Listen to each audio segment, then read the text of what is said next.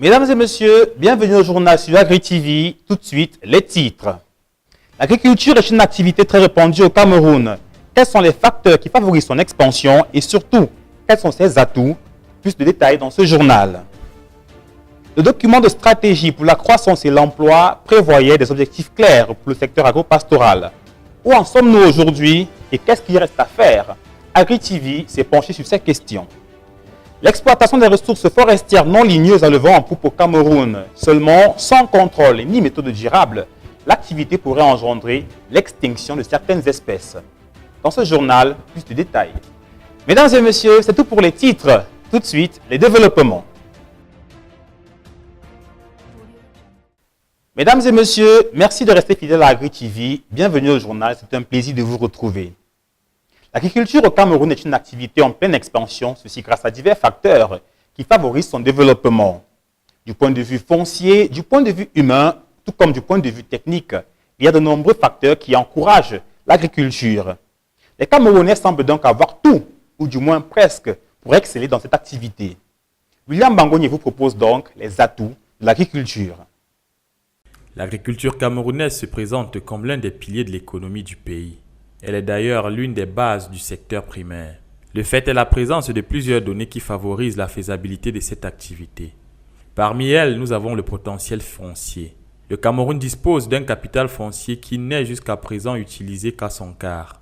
Nous avons également après cela sa diversité climatique. Elle permet une agriculture variée avec un réseau hydraulique très dense qui peut garantir l'exercice d'une irrigation dans l'agriculture. Le capital humain n'est pas en reste. Il constitue même l'un des plus évocateurs car les populations camerounaises sont très dynamiques et entreprenantes. Pour encourager celles-ci, on fait la promotion de produits agropastoraux dans le cadre de l'organisation des foires et comices agropastoraux. Au Cameroun, le caractère modernisé de l'agriculture qui grandit de jour en jour n'a tout de même pas fait de l'agriculture traditionnelle une laissée pour compte.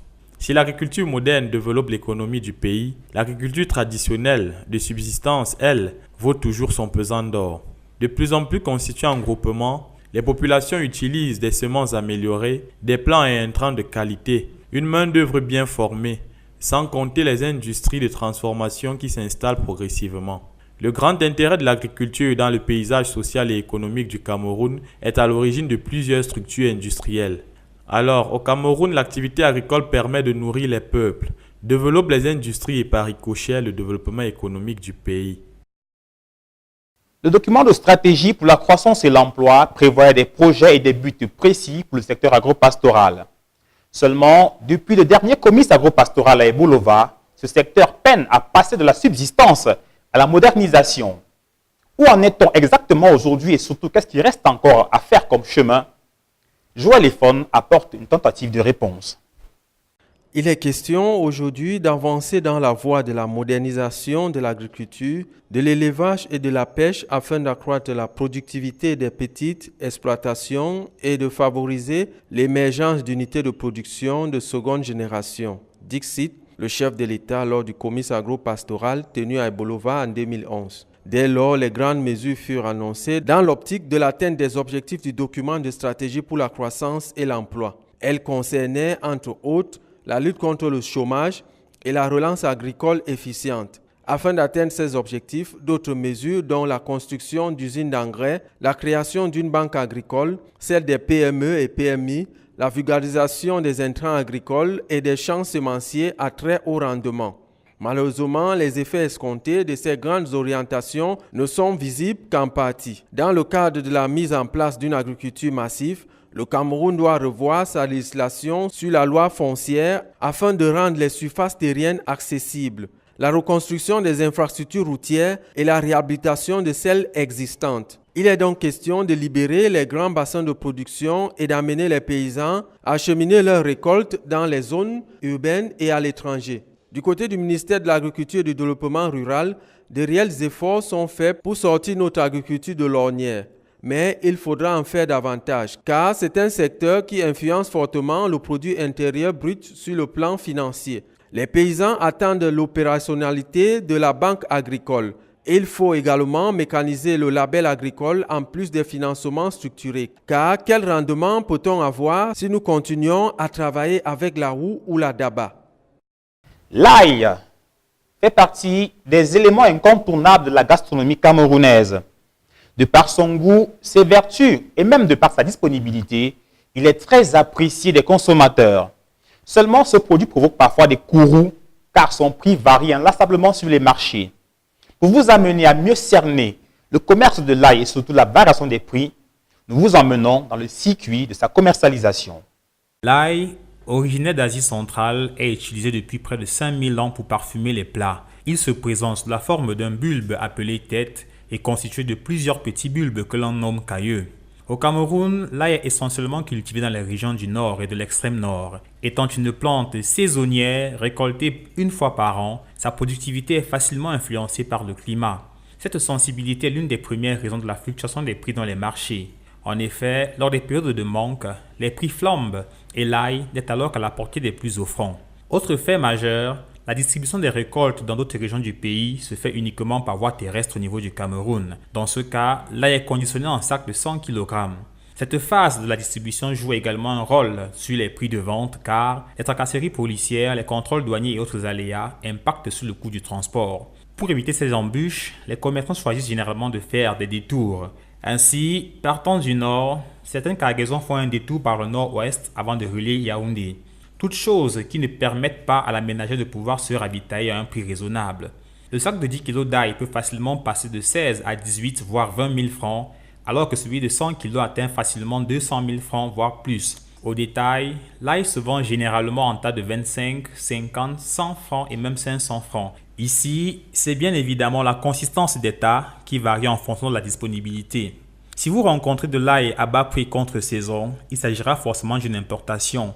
Ce condiment est alors cédé aux environs de 14 000 francs le sac de 10 kg et il envahit les étals. La Chine est à ce jour le premier producteur d'ail au monde avec 17 millions de tonnes annuelles. Ainsi, les importations massives en provenance de ce pays concurrencent la production locale qui atteigne à peine 50% de la demande nationale. Il est donc question pour les consommateurs de s'armer de patience quand ils font face à une flambée de prix dans les marchés. L'ail ayant une bonne durée de conservation, les ménagères gagneraient à faire des réserves lors de la bonne saison. Ainsi, elles éviteraient les désagréments des périodes de disette. La saison de pluie est d'une importance capitale pour les agriculteurs. Au Cameroun, le retour des pluies est un événement attendu à cause des nombreux bienfaits qu'apporte cette eau aux cultures. C'est pourquoi William Bangoni s'est posé la question de savoir quelle est réellement l'importance des pluies. Les pluies peuvent permettre aux agriculteurs de connaître une productivité dont la croissance irait jusqu'à 60%. Même si le potentiel d'amélioration des rendements est lié à la configuration et à la répartition de l'espace. Dans les zones sèches, la récupération des eaux de pluie permet à la fois de réduire les risques de perte et permet par ailleurs d'augmenter les productions. Les bénéfices de récupération de l'eau peuvent être aussi doublés ou triplés. Non seulement elle garantit davantage de l'eau aux cultures, mais elle participe à l'alimentation des nappes d'eau souterraines. Plus le risque de récolte réduite est élevé en période de sécheresse, moins les agriculteurs seront tentés d'investir pour l'achat d'intrants tels que les engrais, la variétés améliorées et les moyens de lutte antiparasites. La valorisation des eaux de pluie sur les sols cultivables visant à améliorer les rendements en agriculture constitue une réduction de risques. Dans les régions sèches, une mauvaise gestion des terres peut considérablement réduire les rendements agricoles, allant jusqu'à moins d'une tonne à l'hectare. Ceci peut être le résultat de retournements trop fréquents des sols, soit naturellement, soit mécaniquement. Dans les localités où les pluies sont fréquentes, l'abondance des vivres est le corollaire de l'abondance de ces pluies. Les régions qui présentent des sols arides, elles, n'offrent de faveur qu'aux plantes qui se font dans un environnement aux conditions arides. On peut définir les produits forestiers non ligneux comme étant simplement des produits provenant de la forêt autres que le bois. Au Cameroun, depuis quelques années, leur exploitation connaît bien sûr une progression fulgurante. Seulement, en dehors de toute légalisation et en dehors de toute méthode durable, cette exploitation abusive pourrait bien entraîner la disparition de certaines espèces animales comme végétales. L'élément qui va suivre propose justement ces dangers et surtout quelques solutions. Les produits forestiers non ligneux sont des substances, des matières premières ou encore matériaux utiles obtenus des forêts sans exploitation forestière. Cela signifie sans qu'il ne soit nécessaire d'abattre des arbres. Il peut s'agir par exemple d'animaux chassés comme gibier ou pour leur fourrure, ou de poissons, de fruits, de graines, d'épices, de champignons, de feuilles, de plantes médicinales, de bois de chauffage et bien d'autres. Selon le Fonds mondial des Nations Unies pour l'alimentation et l'agriculture, les graines, fruits, végétaux comestibles, champignons, poissons et gibiers constituent souvent plus de 50% du revenu de la forêt. Au Cameroun, l'exploitation de ces produits forestiers non ligneux atteint des proportions phénoménales.